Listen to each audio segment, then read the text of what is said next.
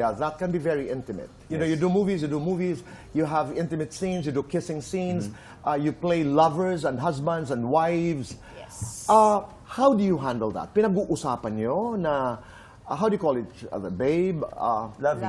Lovey, may eksena ako, this is what's gonna happen. Or do you assume na nagkakaintindihan na kayo?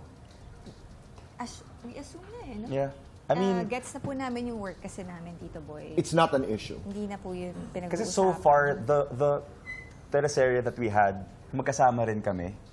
So, kumbaga, mostly kami rin yung may scenes together. And at the same time, with the other actor, kumbaga, nagkakaintindihan na kami. Pero Marco, darating ang panahon na hindi kayo magkakasama. Yes. And that you will be paired with someone else, and then will be working with other leading men.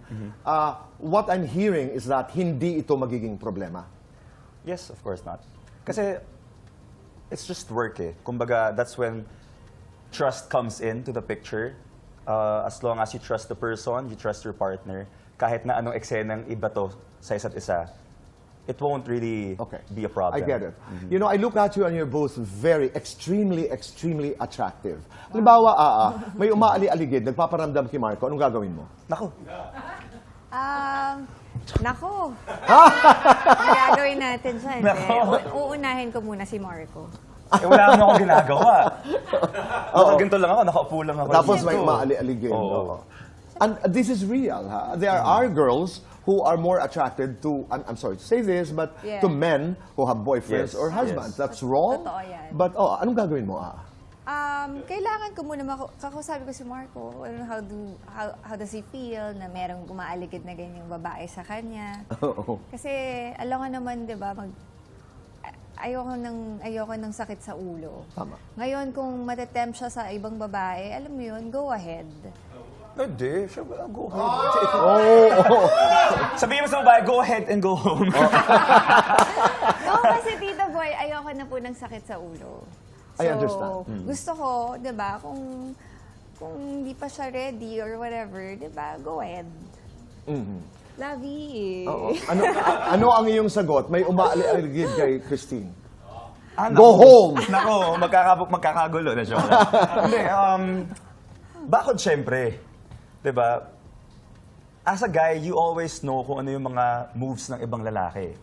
So of course, if I see a guy na umaaligid or bumabakod sa kanya, I'll just grab her and alis na kami. Diba? That's simple. No, a lot of people are eavesdropping on this conversation. Marami ang nakikinig. Yes. Pero it is important to set boundaries. Minsan kailangan klaro na ito yung aming boundaries. And sometimes it is important to let other people know, he is my boyfriend, she is my girlfriend. Di ba? May mga spasyo na hindi mo pwedeng pasukan. Pero kasi for me, Tito Boy, kung alam mo yun, kahit may magpa-cute pa dyan, may lumapit, kung talagang naninindigan ka, walang kailangang boundary. I also get that. And you don't have to do anything dahil may tiwala. You were talking about trust. Na parang kahit sino pang nasa harap nun, I know where he is.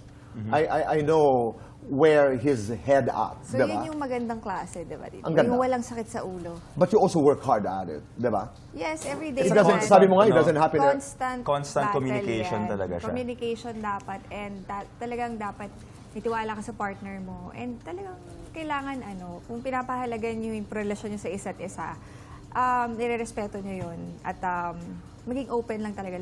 Lahat pag-usapan nyo. Tsaka huwag patagalin yung problema. Tama. Yeah. So, kapag may ako pa naman, kapag, for example, nagtatampo sa akin to, kilala ko na yan, alam ko na eh. Like, hindi na matatago rin eh, na, for example, may nagawa akong mali, for example, ako yung suyo agad. Like, minsan, I'll talk to her right away. Kasi gusto ko maayos agad natin to. You Ayoko know what to do. pinapatagal. In Yeah. other words.